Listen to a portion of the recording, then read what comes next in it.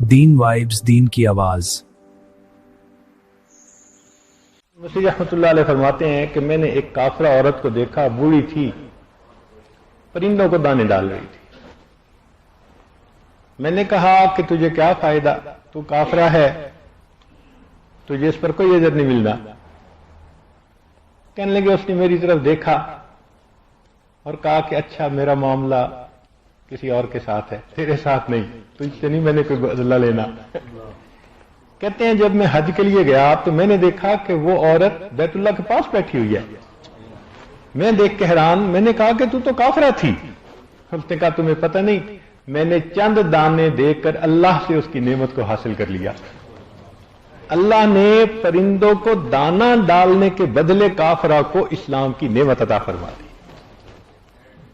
तो भला इंसान करे किसी जीरू के साथ, चरिंद हों, परिंद हों, हैवानात हों, इनका भी अल्लाह ताला अजर और बदला देते हैं।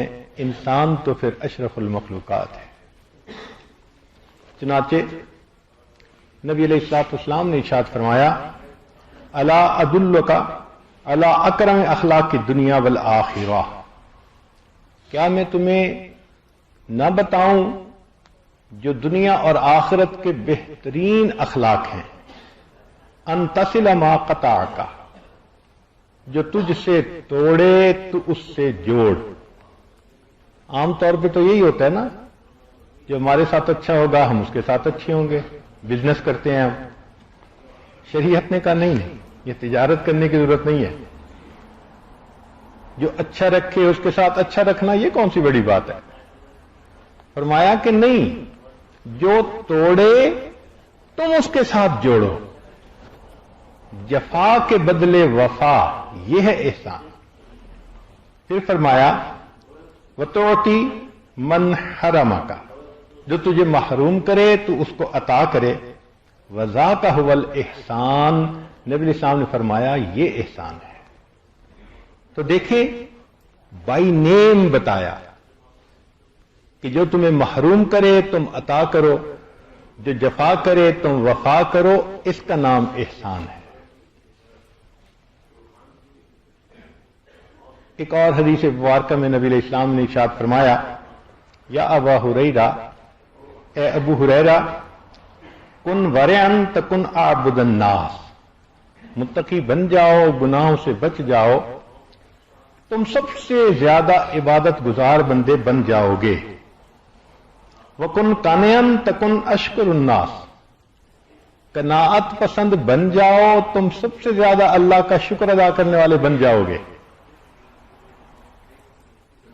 व अहिब्ब लिन्नास मा तुहिब्बु लिनफ्सिक तकुन मुमिना, और जो अपने लिए पसंद करते हो दूसरों के लिए वही पसंद करो, तुम मोमिन बन जाओगे। व अहसिन जिवार मन जारक तकुन मुस्लिमा, और अगर पड़ोसी के पड़ोस को अच्छी तरह निभाओ तो तुम अच्छे मुसलमान बन जाओगे। कुरान मजीद में अल्लाह ताला फरमाते हैं, हल जज़ाउल एहसान इल्लल एहसान, क्या एहसान का बदला एहसान के सिवा और क्या हो सकता है। तो मुफस्सिरीन ने लिखा कि एहसान से मुराद बंदे का कलमा पढ़ना, और अल्लाह की तरफ से एहसान का मामला कि अल्लाह ने उसके बदले जन्नत अता कर दी है। यानी जो बंदा कलमा पढ़ेगा अल्लाह ताला इस कलमे के बदले उसको जन्नत अता फरमाएंगे। ये कलमा इतनी बड़ी नेमत है। इमाम रब्बानी मुजद्दिद सानी रहमतुल्लाह अलैह अपने मकतूबात में लिखते हैं, बहुत ही हैरान कुन बात है। फरमाते हैं कि एक मर्तबा कलमा पढ़ने पर, एक मर्तबा कलमा पढ़ने पर अल्लाह ताला सारी मखलूक की मगफिरत फरमा दें तो भी गुंजाइश रखता है। एक मर्तबा कलमा पढ़ने पर अल्लाह सारी इंसानियत की मगफिरत फरमा दे तो भी गुंजाइश रखता है। अल्लाह के यहां इसका ऐसा मकाम है। चुनाचे अल्लाह ने हमारे साथ भला किया, हमें सेहत दी, नेमतें दी, हम तो एहसानात में डूबे हुए हैं। अब हमें भी चाहिए कि हम इसके बदले अल्लाह की बंदगी करें। कारून को जैसे कहा गया था ना, अहसिन कमा अहसन अल्लाह इलैक, تو احسان کا بدلہ ہم کیا دے سکتے ہیں؟ ہم اللہ کے سامنے بندگی کا اظہار کریں، اس کے سامنے سر جھکائیں، عاجزی کریں، اس کی عظمتوں کو بیان کریں، اس سے محبت کریں، وہ ہمارا محسن ہے۔ یہ بندے کی طرف سے ایک عمل ہو سکتا ہے۔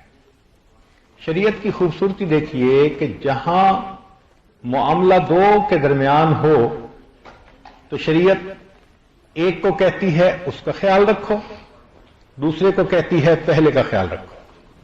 یہ اصول بنا دیا، کیونکہ شریعت کو بے حس انسان پسند نہیں ہے۔ کچھ لوگ ہوتے ہیں نا، بے حس ہوتے ہیں، کسی کے ساتھ کیا بیتے پرواہ ہی نہیں ہوتی، کوئی روتا پھرے پرواہ نہیں ہوتی، کوئی بیمار ہو پرواہ نہیں ہوتی، ان کو اپنے آپ سے غرض ہوتی ہے، اپنے آپ میں مست ہوتے ہیں۔ شریعت ایسے انسان کو پسند نہیں کرتی۔ تو غور کیجئے کہ شریعت ایک کو کہتی ہے کہ دوسرے کے ساتھ اچھائی کرو، اور دوسرے کو کہتی ہے کہ پہلے کی اچھائی کا بدلہ اچھائی کے ساتھ دو، تاکہ دونوں طرف سے اچھائی کا معاملہ ہو۔ ذرا سنیے، والدین کو کہا کہ بچوں کی بہترین کفالت کرو، تعلیم دو، تربیت دو، پرورش کرو، ان سے محبت کرو۔ والد کو کہا کہ بیٹے کی مہک جنت کی خوشبو ہوتی ہے، یعنی جو باپ بیٹے کو بوسہ دیتا ہے تو بوسہ دیتے جو جسم کی مہک ہوتی ہے، تو فرمایا کہ ریح الجنہ، یہ جنت کی خوشبو ہوتی ہے۔ تو ماں باپ کو اتنا محبت پر آمادہ کیا، یہ ماں باپ کا کام۔ تو دوسری طرف یہ نہیں کہ اولاد کو کھلا چھوڑ دیا، نہیں، اب ماں باپ نے تمہارے اوپر احسان کیا، اب تمہاری باپ کی رضا میں تمہارے اللہ کی رضا موجود ہے۔ باپ راضی، اللہ راضی، ماں کے قدموں میں تمہارے لیے جنت ہے۔ وہ کافر بھی ہوں تو بھی تم ان کے ساتھ بھلائی کا معاملہ کرو۔ وصاحبہما فی الدنیا معروفا۔ تو اندازہ کیجئے کہ ایک کو کہا تم اس کے ساتھ بھلا کرو، اور دوسرے کو کہا کہ تم پہلے کے ساتھ بھلا کرو، تاکہ معاشرے میں بھلائی ہی بھلائی پھیل جائے۔ دوسری مثال، جس کو اللہ نے خوب مال دیا، اللہ نے اس کو کہا کہ تم زکوٰۃ بھی دو، صدقات بھی دو، ہدیہ بھی دو۔ زکوٰۃ غریبوں کے لیے ہوگی، صدقات دوستوں کے لیے جو نافلہ ہوتے ہیں، اور اسی میں ہدیہ بھی ہے۔ یہ تم اپنے بڑوں کو، مشائخ کو، علماء کو ہدیہ بھی دو۔ تو یہ مختلف طریقے ہیں انفاق فی سبیل اللہ کے، اللہ کے راستے میں خرچ کرنے کے۔ تو امیر کو کہا کہ تم مال خرچ کر کے غریب کا خیال رکھو، لیکن دوسروں کو کہا اگر کوئی تمہیں ہدیہ دے تو تم اس کا اچھے انداز سے بدلہ دو۔ فقیر کو کہا کہ تمہیں زکوٰۃ ملے تو پھر تم دعا کرو جو تمہیں زکوٰۃ دیتا ہے۔ نبی علیہ السلام کو اللہ تعالی ارشاد فرماتے ہیں کہ ان سے آپ زکوٰۃ وصول کیجئے، خذ من اموالہم صدقۃ تطہرہم وتزکیہم بہا وصلی علیہم، اور ان کے لیے آپ دعا کیجئے، ان صلاتک سکن لہم، آپ کی دعا سے ان کے دلوں کو سکون ملے گا۔ تو دیکھیں، ایک کو بھی کہا تمہارا یہ فرض ہے، دوسرے کو کہا تمہارا یہ فرض ہے۔ فیکٹری کا مالک ہے، اس کو کہا کہ دیکھو مزدور اگر مزدوری کرے تو پسینہ خشک ہونے سے پہلے تم اس کی اجرت دے دو، اس کا خیال رکھو۔ رمضان کا مہینہ آئے تو تم اپنے ورکرز پر آسانی کر دو، ڈیوٹی کے اوقات گھٹا دو۔ حدیث پاک میں اس کا اشارہ ہے۔ اور مزدور کو کیا کہا؟ یہ نہیں کہا کہ صرف اسی نے کچھ کرنا ہے، تم کام کرو یا نہ کرو، فرمایا نہیں، تم نے پسینہ بہانا ہے۔ اب ہمیں پسینہ بہاتے ہوئے اجرت تو یاد ہوتی ہے، یہ نہیں پتا کہ پہلے پسینہ بھی کہا تھا۔ کون ہے جو آج اپنی نوکری کے اندر پسینہ بہائے؟ نظر آتا ہے کوئی؟ اتنا ریلیکسڈ ہوتے ہیں، پرواہ نہیں ہوتی، اس لیے کہ نقصان ہونا ہے تو دوسرے کا، ہمارا کیا جانا ہے۔ تو شریعت نے مزدور کو پہلے کہا پسینہ بہاؤ، محنت کرو، وفاداری کرو، اس کے پیسے کو اپنا پیسہ سمجھو، اس کا دکھ درد دل میں محسوس کرو۔ یہ نہیں ہے کہ کہیں نوکری کرو تو اسی کے مال میں خیانت شروع کر دو۔ تو شریعت نے مالک کو کہا کہ مزدوری جلدی دو، مزدور کو کہا کہ تم پسینہ بہاؤ، پھر مزدوری کے حقدار بن سکو گے۔ خاوند کو کہا کہ تم اپنی بیوی کا خیال رکھو، اسے محبت دو، پیار دو، اس کی کفالت کرو، اچھا پہناؤ، اچھا کھلاؤ۔ مزدور اور پھر بیوی کو کیا کہا کہ تم اپنے خاوند کی خدمت کرو، اس کے بچوں کی اچھی تربیت کرو، اور اگر وہ دور ہو تو اس کے مال اور اس کی عزت و آبرو کی حفاظت کرو۔ تو ایک کو بھی کہا، دوسرے کو بھی کہا۔ اسی طرح شریعت نے کہا کہ ایک مسلمان بھائی اگر کسی کو ہدیہ دے تو دوسرا مسلمان اس ہدیے کا بدلہ دے۔ کیسے؟ اگر تو اس سے بہتر دے سکتا ہے تو بہتر دے، نہیں دے سکتا تو برابر کا دے۔ اتنی بھی استطاعت نہیں تو فرمایا دعا تو دے سکتے ہو نا، تم اس کے بدلے دعا ہی دے دو، جزاک اللہ ہی کہہ دو۔ اب دو لفظ بولنے میں کیا رکاوٹ ہے؟ مگر انسان احساس تو کرے نا۔ کئی مرتبہ ایسے ہوتا ہے کہ احسان کرنے والا کر رہا ہوتا ہے، دوسرا مانتا ہی نہیں ہے۔ ہم نے اپنی زندگی میں ایک مثال دیکھی، ایک بھائی تھا بڑا، اس کے 4 بھائی تھے، 2 بہنیں تھیں، اچھی جاب تھی، لکھ پڑھ گیا تھا۔ اس نے یہ نیت کر لی کہ میرے والد چلے گئے، اب میں والد بن کے اپنے بھائی بہنوں کا خیال رکھوں گا۔ اس نے کمایا، اس نے بڑے ایک بھائی کی شادی کی، اپنی نہیں کی پہلے، پھر دوسرے بھائی کی شادی کی، پھر تیسرے کی، پھر چوتھے کی، پھر دونوں بہنوں کی۔ اب بتائیں کہ 5 شادیوں کو نبھانا کوئی آسان کام تو نہیں نا، کتنی ایفرٹ کرنی پڑی ہوگی، کتنا محنت کر کے کمانا پڑا ہوگا، سارا کر کے جب اس کی اپنی شادی کا وقت آیا تو اس کی عمر 40 سال ہو گئی تھی۔ اب اس نے اپنی شادی کی، نتیجہ کیا ہوا کہ شادی کرنے کے بعد 5 ایک طرف، یہ اکیلا ایک طرف۔ وہ 5 احسان مانتے کہ اس نے ہمیں پالا پوسا، الٹا دشمن بن گئے۔ آنسوؤں سے آ کے میرے سامنے رونے لگا کہ جن بھائی بہنوں کی خاطر میں نے اتنی قربانی دی، آج مجھ سے بات کرنا گوارا نہیں کرتے۔ تو انسان بہت مطلبی ہے، اس کے اندر بہت زیادہ حرص ہے، اپنا مطلب ہوتا ہے تو چاہتا ہے کہ مجھے ملے، اور جب دینے کی باری آتی ہے تو پھر ایک طرف ہو جاتا ہے۔ ایک اور صاحب سعودی عرب میں نوکری کرتے تھے، انہوں نے وہاں 35 سال دھوپ میں محنت کی، دن رات محنت کی، کمایا، اور پیچھے بھائیوں کو بھیجا۔ بھائیوں نے پیچھے فیکٹریاں لگا لی۔ جب یہ وہاں سے ریٹائر ہو کے واپس آیا اور بھائیوں سے کہا کہ بھئی میں نے اتنے پیسے بھیجے، اب مجھے بتاؤ کہ میرا کیا؟ انہوں نے کہا یہ تو ہمارا کام ہے، تمہارا کہاں سے آیا؟ وہ بیچارہ اپنی آخری عمر میں خشک روٹی کھاتا تھا، ساری جائیداد پہ بھائی قابض۔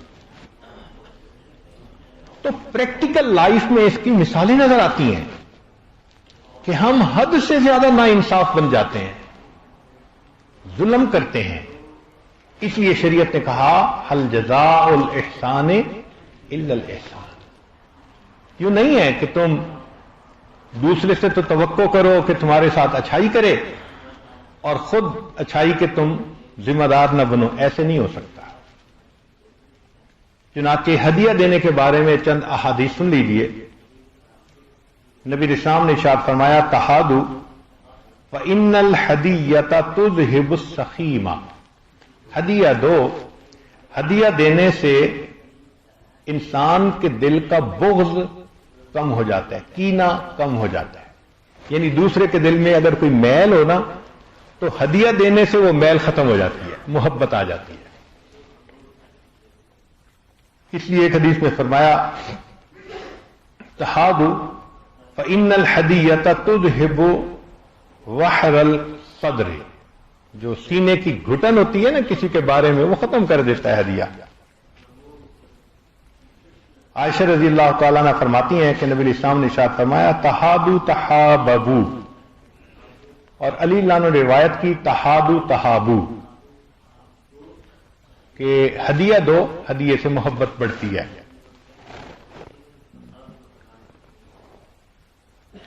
ام حکیم خزائیہ فرماتی ہیں کہ میں نے نبی علیہ السلام کو یہ فرماتے ہوئے سنا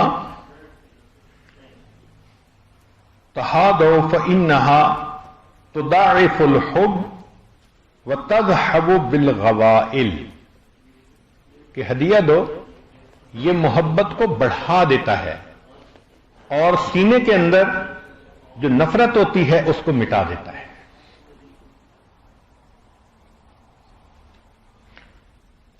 انس اللہ عنہ روایت کرتے ہیں کہ نبی علیہ السلام نے ارشاد فرمایا تحادوا فإن الحدیۃ قلت او کثرت، ہدیہ تھوڑا ہو یا زیادہ ہو اس کا معاملہ نہیں ہے. تذہب السخیمہ وتورث المودہ، یہ کینے کو ختم کر دیتا ہے اور محبت کو پیدا کر دیتا ہے. تو ہدیے میں ضروری نہیں ہوتا کہ بہت کوئی قیمتی چیز ہو، چھوٹی بھی ہو مگر وہ ایک ٹوکن آف لو ہوتا ہے، اور ٹوکن آف لو دوسرے کے بندے میں محبت کا اثر پیدا کر دیتا ہے. عطا خراسانی نبی علیہ السلام کا قول نقل کرتے ہیں کہ آپس میں مصافحہ کیا کرو، اس سے کینہ دور ہوتا ہے، اور باہم ہدیہ دے کر محبت پیدا کرو، اس سے بغض دور ہوتا ہے. اب ایک بھائی کو تو شریعت نے کہا کہ ہدیہ دو، دوسرے بھائی کو کیا کہا وہ بھی سنیے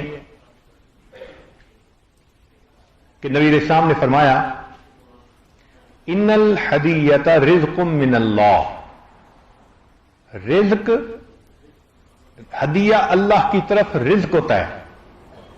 فمن اہدی لہ شیء،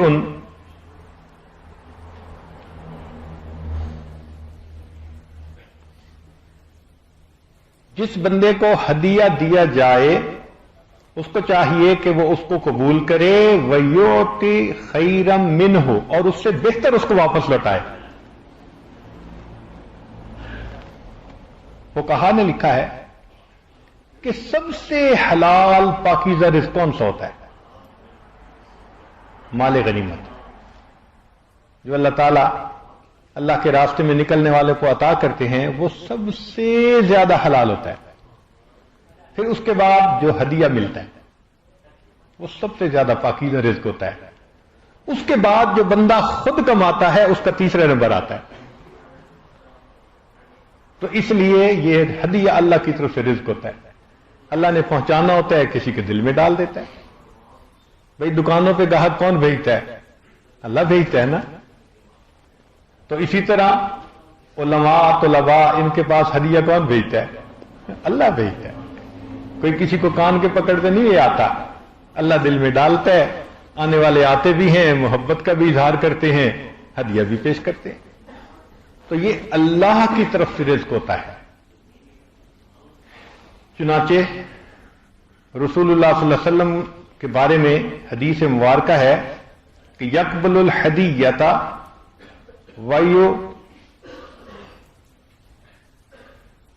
کہ نبی علیہ السلام ہدیہ قبول کرتے تھے اور اس کا بدلہ دیا کرتے تھے. سید عائشہ رضی اللہ عنہا فرماتی ہیں کہ نبی علیہ السلام نے ارشاد فرمایا من اولا معروفا فلیکافئ بہ، کہ جس بندے کو ہدیہ ملے اس کو چاہیے کہ اس کو کمپنسیٹ کرے. وہ من لم یستطع، اور جس کی استطاعت نہ ہو فل یذکرہ فمن ذکرہ فقد شکرہ، وہ اس کا تذکرہ کرے جس نے اس کا تذکرہ کیا اس نے شکر ادا کر دیا۔ تو اول تو ہدیے کا بدلہ دینا چاہیے، استطاعت نہ ہو تو پھر دعا کرنی چاہیے، لوگوں میں تعریف کرنی چاہیے اس بندے کی۔ تو دیکھیں شریعت نے ایک بھائی کو ہدیہ دینے کے لیے کہا اور دوسرے کو شکریہ ادا کرنا، واپس بہتر چیز لوٹانا اور اس کا اچھے الفاظ میں تذکرہ کرنا، اس کا حکم دیا۔ اس سے کیا ہوتا ہے کہ انسانوں کے دلوں میں محبتیں بڑھتی ہیں، نفرتیں ختم ہوتی ہیں، کینہ ختم ہوتا ہے، اور اللہ رب العزت دونوں کے دلوں میں محبت کے رشتے کو مضبوط کر دیتے ہیں۔ یہاں ایک مسئلہ کہ ابن عباس عنہ فرماتے ہیں کہ نبی علیہ السلام نے فرمایا اگر کسی کو ایسے حال میں ہدیہ ملے کہ لوگ پاس موجود ہیں تو الہدایا مشترک، تو ہدیے مشترک ہوتے ہیں، یعنی سب کے ہوتے ہیں۔ تو علماء نے اس کی آگے تفصیل بیان کی کہ مقصود کیا تھا نبی علیہ السلام کا۔ تو بعض فقہا نے کہا کہ بھئی وہ تو سب میں بانٹنے چاہیے، فقہا نے کہا کہ نہیں، نبی علیہ السلام نے جس موقع پر یہ بات کی تھی تو اس وقت پھل آئے تھے، لہذا کوئی مجلس میں بیٹھا ہو کوئی کھجوریں پیش کرے تو سب میں تقسیم کر دو، یہ پھلوں تک محدود ہے۔ فقیہ ابو جعفر نے ابو قاسم احمد بن احمد سے نقل کیا کہ اگر ظاہر مانی لیں تو سب لوگ اہل صفہ جیسے ہوں یا خانقاہ کے سالکین جیسے، تو پھر ان سب میں تقسیم ہونا چاہیے۔ اور اگر فقیہ کی مجلس ہے تو ایک استاد ہے، باقی شاگرد ہیں، اب فقیہ کا اپنا حق ہے، وہ شریک کر لے تو یہ اس کا دوسروں کے اوپر احسان ہے، اس کے اخلاق کریمانہ ہیں۔ ہمارے اسلاف کیسے ہدیے کا بدلہ دیتے تھے؟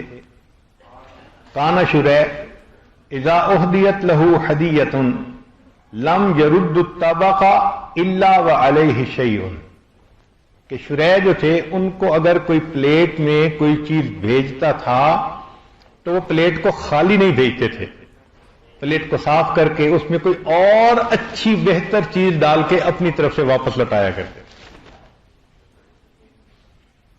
یہ ہے احسان کا بدلہ۔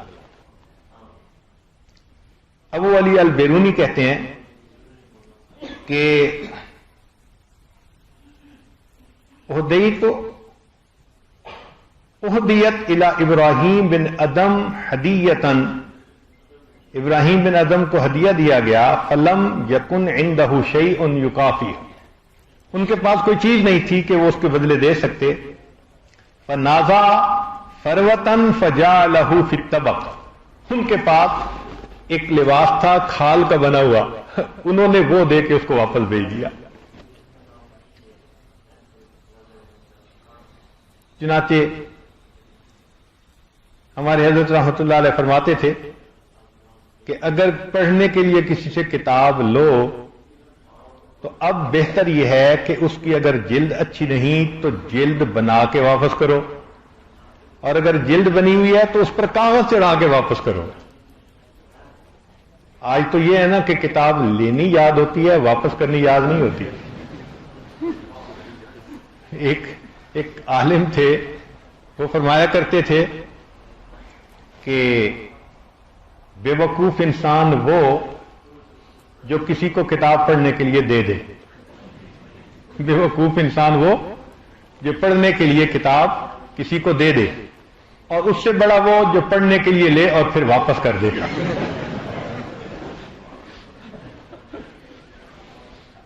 یہ آج کل کا احسان ہے۔ شریعت نے کہا نہیں، کتاب لیتے ہو یہ نہ ہو کہ اس کے اوپر نشان لگاؤ، اس کے صفحے پھاڑ دو، اس کو بچوں کے حوالے کر دو، نہیں، یہ ایک امانت ہے، اس کو صاف ستھرا رکھو، اور واپس دیتے ہوئے اگر اس کے اوپر جلد پرانی ہے تو نہیں کر دو، اگر جلد ہے تو اس کے اوپر کاغذ چڑھا کر اچھی کنڈیشن میں واپس کرو کہ اس کا دل خوش ہو جائے۔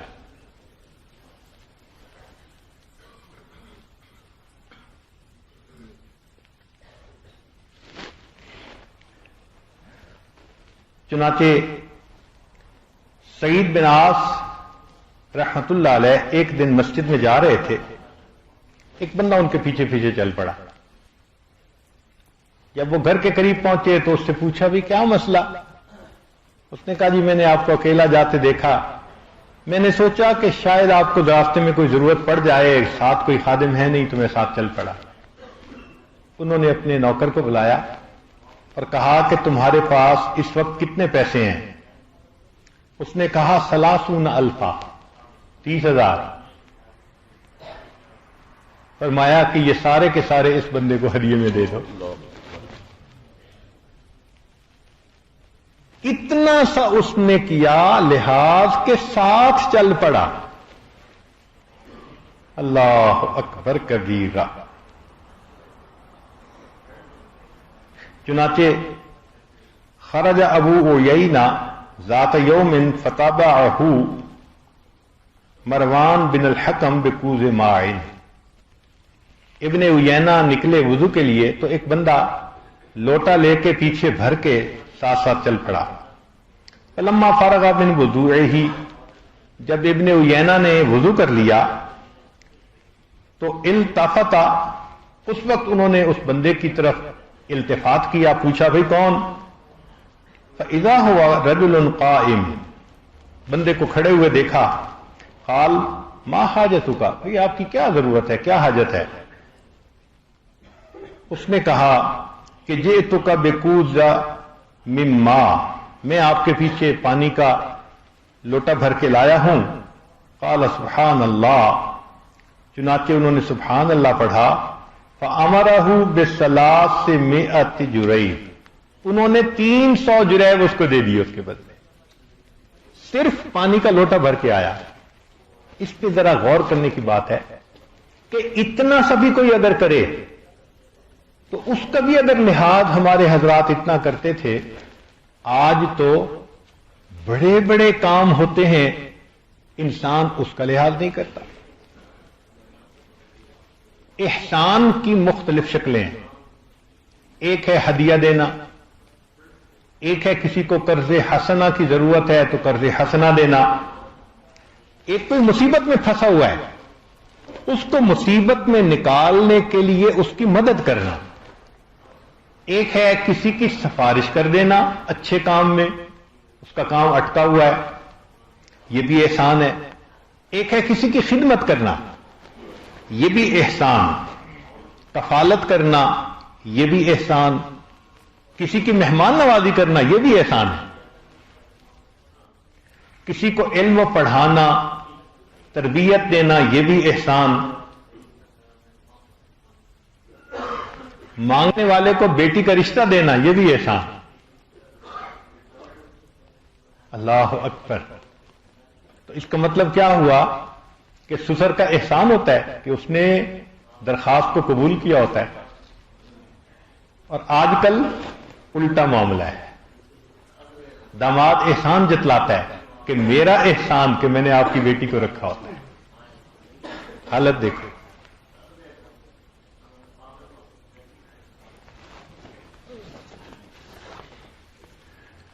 نبی علیہ الصلوۃ والسلام نے ارشاد فرمایا کہ اللہ کا سب سے شکر گزار بندہ وہ ہے، اللہ کا سب سے زیادہ شکر گزار بندہ وہ ہے جو بندوں کا شکریہ زیادہ ادا کرتا ہے۔ من لم یشکر الناس لم یشکر اللہ، جو انسانوں کا شکر ادا نہیں کرتا وہ اللہ کا بھی شکر ادا نہیں کرتا۔ کیوں؟ جو تھوڑا شکر ادا نہیں کر سکتا وہ زیادہ شکر کیسے ادا کر سکے گا بھائی؟ تو اس لیے ہمیں بھی چاہیے کہ ہم اس پر عمل کریں۔ آج کل جزاک اللہ کہنے کی عادت بہت کم ہے، اور عجیب بات ہے ماں بھی نہیں سکھاتی۔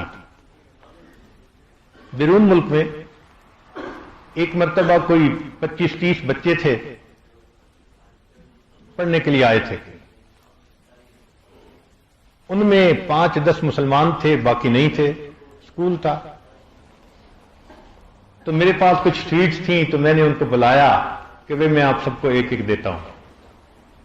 اللہ کی شان، مجھے اتنی شرمندگی ہوئی کہ جتنے غیر مسلم بچے تھے سب کو میں نے سویٹس دی، سب نے thank you thank you thank you thank you کہا، اور جب 10 مسلمان بچوں کو دی ایک بھی ان میں سے ایسا نہیں تھا جو جزاک اللہ کہتا۔ حیران رہا، یا اللہ، اس کا مطلب یہ کہ کافر مسلمانوں کے اس امر پر اتنا عمل کرتے ہیں، اور مسلمان ماؤں کی یہ حال کہ اپنے بچے کو تھینک یو بھی نہیں سکھاتی، جزاک اللہ بھی نہیں سکھاتی۔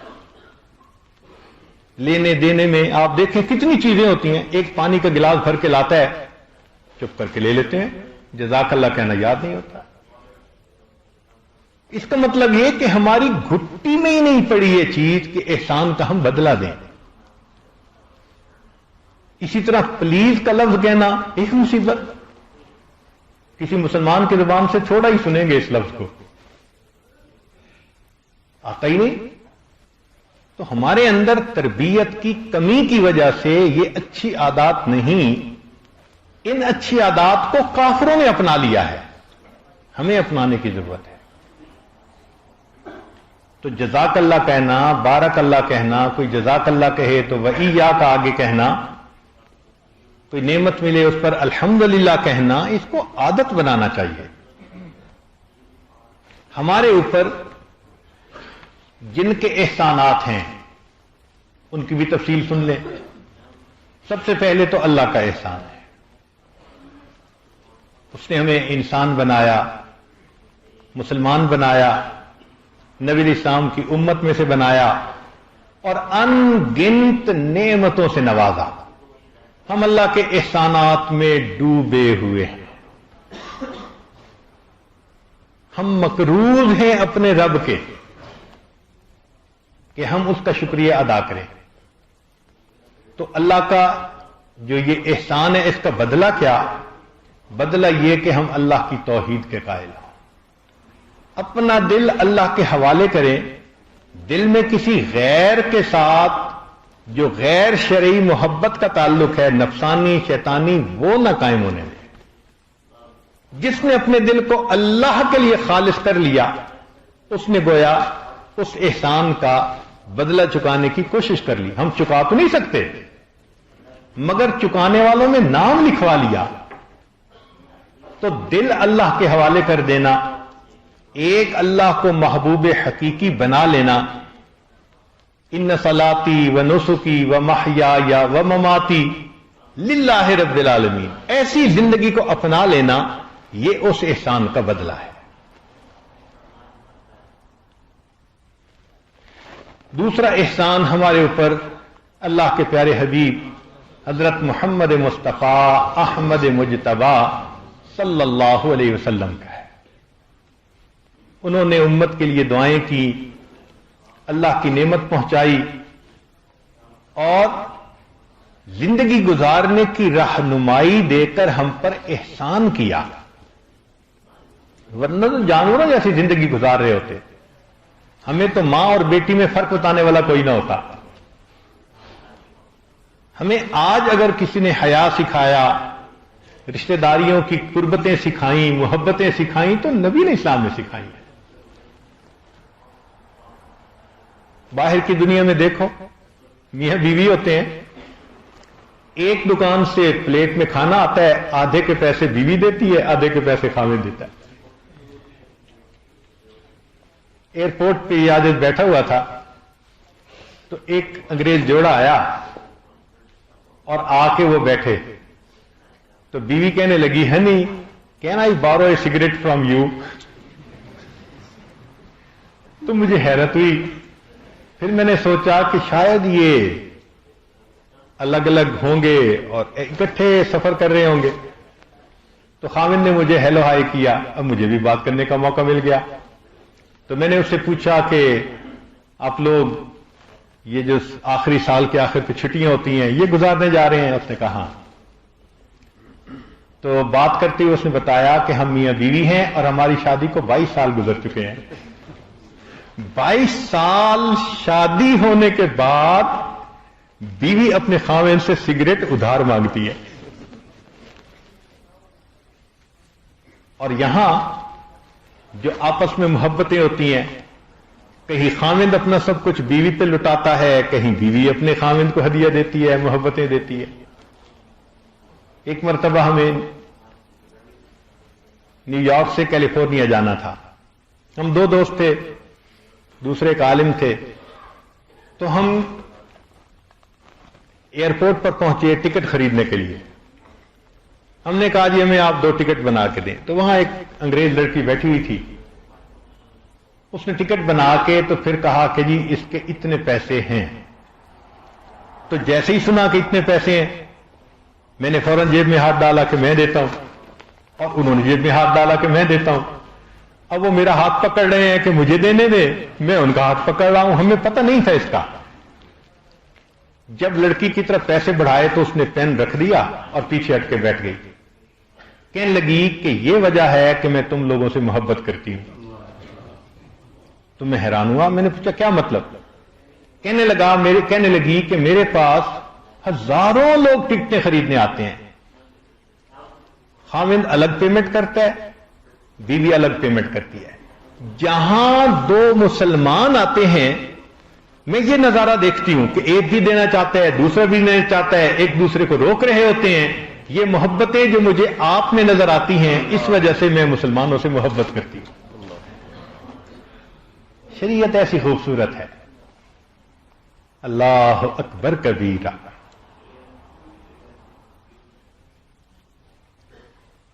تو نبی علیہ الصلوۃ والسلام کے احسانات کا بدلہ یہ کہ ہم ان سے اتنی محبت کریں کہ جو باقی تمام مخلوق سے بڑھ کر، حتیٰ کہ اپنے آپ سے بھی بڑھ کر ان سے محبت کریں، اور دوسری بات کہ ان کی سنت پر محبت سے عمل کریں، سر کے بالوں سے لے کے پاؤں کے ناخنوں تک اپنے آپ کو سنت سے مزین کریں۔ اور تیسری بات کہ نبی علیہ الصلوۃ والسلام کا جو غم تھا، اس غم کو ہم زندگی کا مقصد بنائیں، لوگوں تک دین کو پہنچانا، دین کے لیے جان مال وقت لگانا، اس کو ہم اپنی زندگی کا مقصد بنا لیں، یہ اس احسان کا بدلہ ہے۔ اور چوتھی بات کہ جن کو نسبت ہو نبی علیہ السلام سے، جو سادات ہوتے ہیں، ان کا اکرام کرنا، کیونکہ نبی علیہ السلام نے فرمایا لا اسالکم علیہ، میں تم سے کوئی اس کے بدلے مال نہیں مانگتا، الا المودۃ فی القربى، میں یہ چاہتا ہوں کہ جو میرے اقارب ہیں تم ان سے محبت کرو۔ ہمارے حضرت رحمت اللہ علیہ کو پتہ چل جاتا کہ فلاں شخص سادات میں سے ہے، اتنا خیال فرماتے تھے، کئی مرتبہ اس کو اپنے پاؤں نہیں دبانے دیتے تھے، وہ پاؤں دبانے کے لیے بیٹھتا تھا، فرماتے تھے نہیں تم سادات میں سے ہو، پاؤں مت دباؤ، تم میرے ہاتھ دبا لو، تم میرا سر دبا لو، میں تمہیں پاؤں نہیں دبانے دوں گا۔ تو سادات کا اتنا اکرام کیوں؟ نسبت کا اکرام ہے، نسبت کا اکرام ہے۔ اپنے بچوں کو سادات سے محبت سکھانی چاہیے کہ ان کا اکرام کریں، نسبت کی بڑی لاج ہے۔ تو یہ بھی نبی علیہ السلام کے احسانات کا بدلہ ہے۔ پھر اس کے بعد اکابر کا ہم پر احسان، مشائخ کا، نسبت کا نور ان کے ذریعے سے ہم تک پہنچا، علماء فقہاء کا، شریعت کو انہوں نے کتنے اچھے انداز سے کھیر بنا کے پیش کر دیا، محنتیں کر گئے، تو ہم ان کے بھی احسان میں ڈوبے ہوئے ہیں۔ ان کے لیے ہم کیا کر سکتے ہیں؟ ان کا تذکرہ، ذکر خیر کریں، ایک بات۔ دوسری بات کہ ان کے لیے دعا کریں۔ چنانچہ صاحب مشکات نے لکھا ہے، جب انہوں نے مشکات شریف لکھی، حالانکہ وہ شافعی مسلک کے تھے، تو وہ فرماتے ہیں کہ میں نے اپنے روات میں امام اعظم ابو حنیفہ سے کوئی حدیث نقل نہیں کی، لیکن ان راویوں پر انہوں نے حالات پر جب کتاب لکھی تو امام ابو حنیفہ کا نام شامل کیا۔ تو یہ حیرت کی بات ہے کہ ان سے کوئی حدیث روایت بھی نہیں کی، ان کا تذکرہ روات میں۔ تو وہ فرماتے ہیں کہ میں نے اگرچہ ان سے حدیث کوئی لی تو نہیں، لیکن میں نے حصول برکت کے لیے اپنی کتاب میں ان کا تذکرہ کیا ہے، حصول برکت۔ ان کو اللہ نے جو تقوی دیا، علم دیا، قبولیت دی، سبحان اللہ، اور فرماتے ہیں کہ ان کے لیے دعا کرنا امت کے اوپر لازم ہے. سبحان اللہ. تو ائمہ اربع کے لیے دعا کرنا، مشائخ کے لیے دعا کرنا، صحابہ کے لیے، تابعین، اپنے جتنے سلف صالحین گزرے سب کے لیے دعا کرنا، اور بالخصوص جو اپنی لڑی کے مشائخ ہیں وہ اور اقرب تعلق ہے، ان کا ہم احسان کا بدلہ کیسے دے سکتے ہیں؟ ایک تو دعا کریں، دوسرا تلاوت کریں، ان کو ثواب پہنچائیں. بعض ایسے بھی دوست ہیں کہ ہمارے اگر 40 حضرات ہیں اس لڑی میں تو 40 مرتبہ قرآن پڑھ کے انہوں نے ہر ایک کو ہدیہ بھیجا. بعض ایسے بھی ہیں جو ان کی طرف سے عمرہ کرتے ہیں، نام بنام ہر ایک کی طرف سے. بعض کو اللہ نے توفیق دی وہ ان کی طرف سے حج کرتے ہیں. تو یہ بھی اس احسان کا بدلہ ہے اور اس کا ایک طریقہ ہے. چنانچہ امام اعظم ابو حنیفہ رحمۃ اللہ علیہ اپنے استاد حماد کے لیے دعا کرتے تھے اور فرماتے تھے کہ جس سے تم نے علم حاصل کیا یا کوئی فائدہ اٹھایا اس کے لیے دعا کرتے رہو. پھر امام ابو یوسف رحمۃ اللہ علیہ امام ابو حنیفہ کے لیے دعا کرتے تھے. امام احمد بن حنبل رحمۃ اللہ علیہ امام شافعی کے لیے دعا کیا کرتے تھے. اور امام شافعی رحمۃ اللہ کا کتنا خوبصورت قول ہے، سبحان اللہ، سونے کی سیاہی سے لکھنے کے قابل ہے. فرماتے ہیں امام شافعی رحمۃ اللہ علیہ کہ شریف انسان وہ ہے جو ایک لمحے کی محبت کا بھی لحاظ رکھے. شریف انسان وہ ہے جو ایک لمحے کی محبت کا بھی لحاظ رکھے. اگر ایک لمحے کی محبت کا بھی لحاظ رکھنا ضروری ہے تو پھر ماں باپ، اولاد، بہن بھائی، میاں بیوی، اس میں تو ہمیشہ کی محبتیں ہوتی ہیں. کتنا لحاظ کرنا چاہیے، سوچنے کی بات ہے.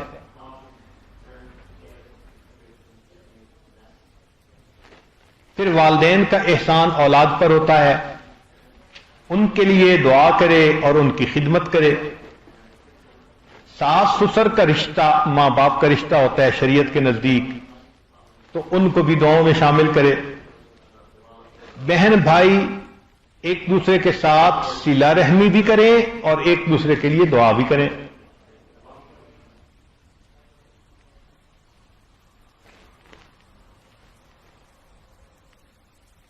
غربا، مساکین، ان کی ضرورت کے لیے خرچ کرنا، انہیں کھانا کھلانا، پڑوسی کے ساتھ اچھا سلوک کرنا، یہ سب احسان کرنا اور احسان کا بدلہ دینا اس میں شامل ہے.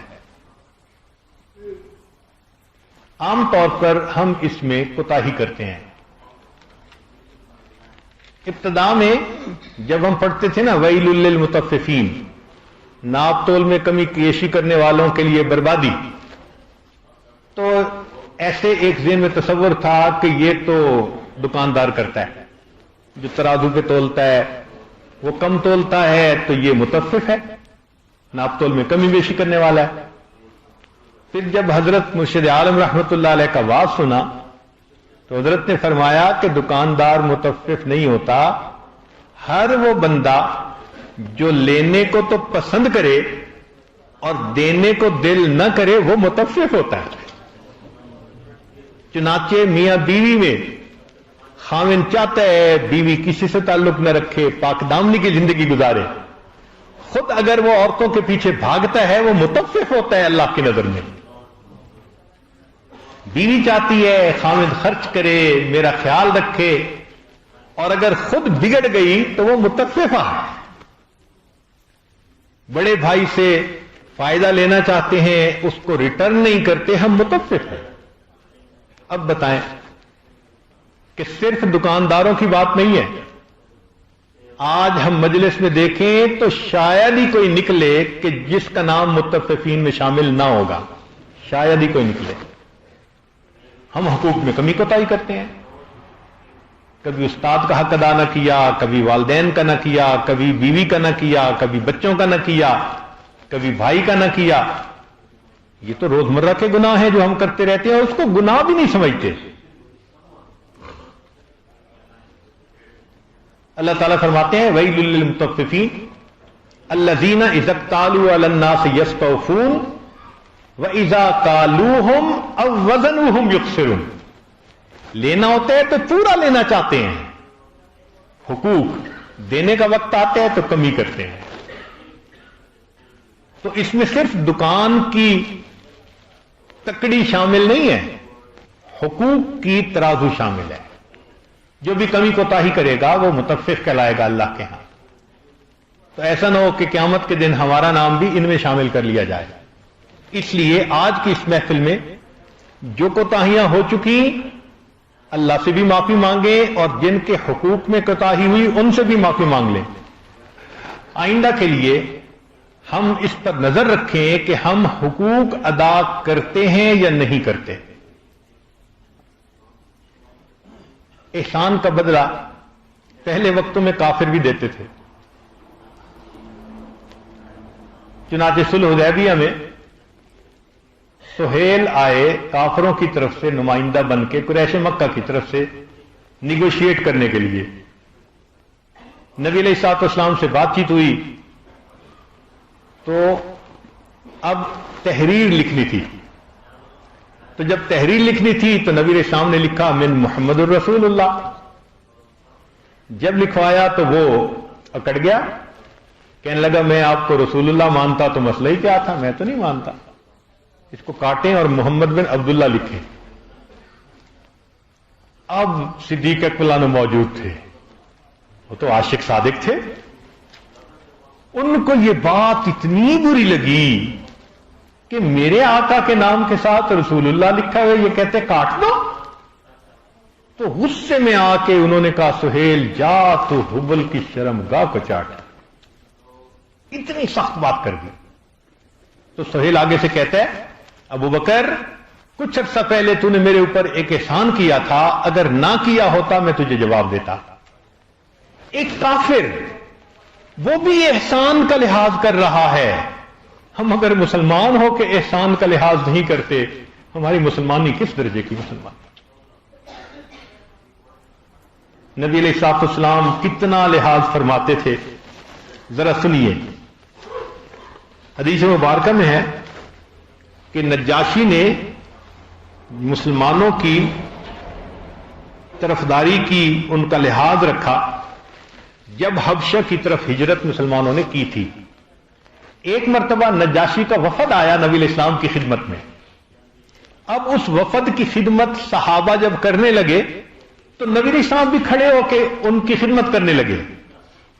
قتادہ رضی اللہ عنہ کہتے ہیں قدیمہ وفد النجاشی علی النبی صلی اللہ علیہ وسلم. جب نجاشی کا وفد نبی علیہ السلام کی خدمت میں آیا فقام یخدمہم بنفسہ، نبی علیہ السلام بنفس نفیس اس وفد کی خود خدمت کرنے لگے. فقلنا، ہم نے کہا نحن نکفیک، اے اللہ کے وسلم ہم کافی ہیں خدمت کرنے کے لیے.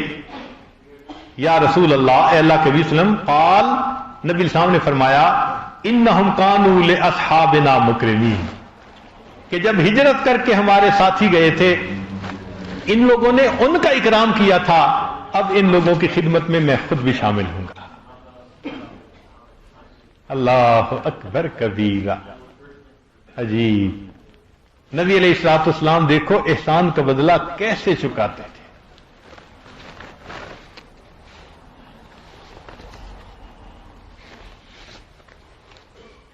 جنگ بدر میں مشرکین کے 70 بندے تقریباً گرفتار ہوئے. اب قریش مکہ کو فکر تھی کہ ہم ان کی جان کیسے بچائیں. تو انہوں نے سوچا کوئی بندہ بھیجیں کہ جس کی بات یہ مان لیں.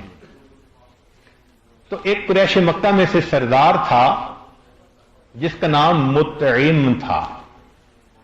اس نے نبی علیہ السلام پر احسان کیا تھا. احسان کیا کہ جب طائف سے نبی علیہ السلام واپس مکہ مکرمہ آئے تھے تو کفار مکہ نے کہا تھا کہ آپ مکہ میں داخل نہیں ہو سکتے. تو نبی علیہ السلام مکہ مکرمہ سے باہر ٹھہر گئے تھے. ایک بندے کو آپ نے مطعم بن عدی کے پاس بھیجا تھا کہ تم مجھے اپنی پناہ میں لے لو، اور اس نے اپنی پناہ میں لے لیا تھا اور نبی علیہ السلام پھر مکہ میں داخل ہوئے تھے. تو یہ احسان تھا ایک کافر کا نبی علیہ السلام کا. تو قریش مکہ نے کہا یہ احسان کو بڑا مانتے ہیں. اس وقت وہ مطعم بن عدی خود تو فوت ہو گیا تھا، اس کا بیٹا تھا، شاید جبیر بن مطعم اس کا نام تھا. اس کو بھیجا کہ آپ جائیے. وہ آیا اور نبی علیہ السلام کی خدمت میں آ کے اس نے کہا کہ جی میرے والد کا آپ پر ایک احسان ہے، آج میں آپ کے پاس ریکویسٹ لے کے آیا ہوں کہ ان کو قتل نہ کریں، ان کو چھوڑ دیں.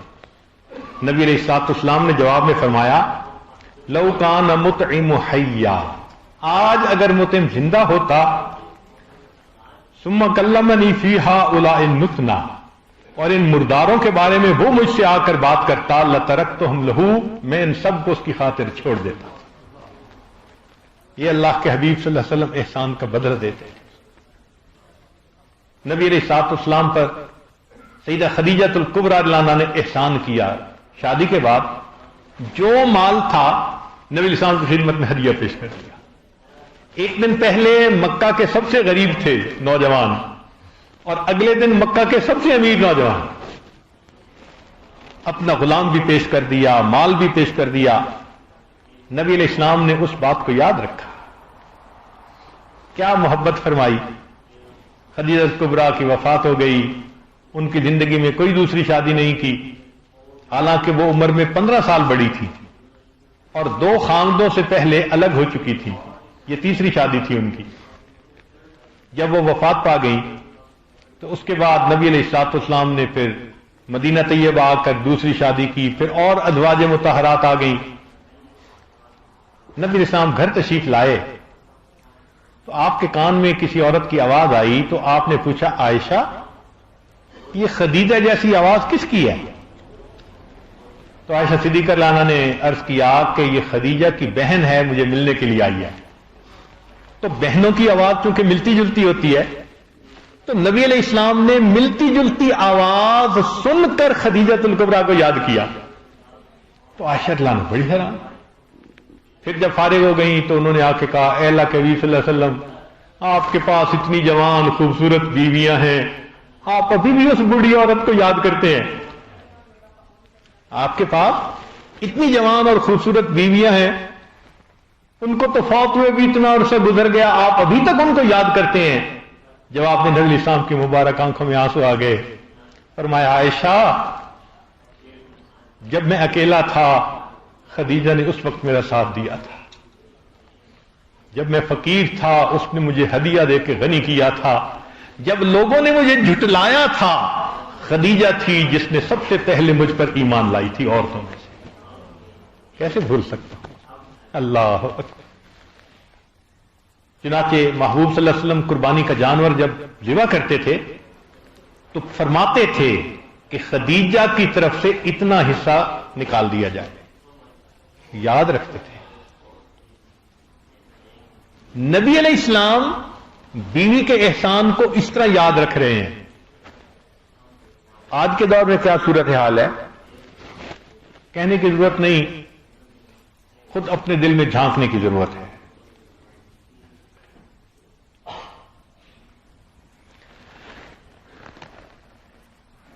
ہمارے سلف صالحین مرتے دم تک لحاظ رکھتے تھے اس کا، بلکہ حضرت رحمت اللہ علیہ تو اپنا ایک واقعہ سنایا کرتے تھے اور ہنستے بھی تھے اور فرماتے تھے کہ ہمارے سلفین تو مرنے کے بعد بھی خیال رکھتے ہیں، ہنساتے تھے. پھر اپنا واقعہ سنایا حضرت مرشد عالم رحمت اللہ علیہ نے.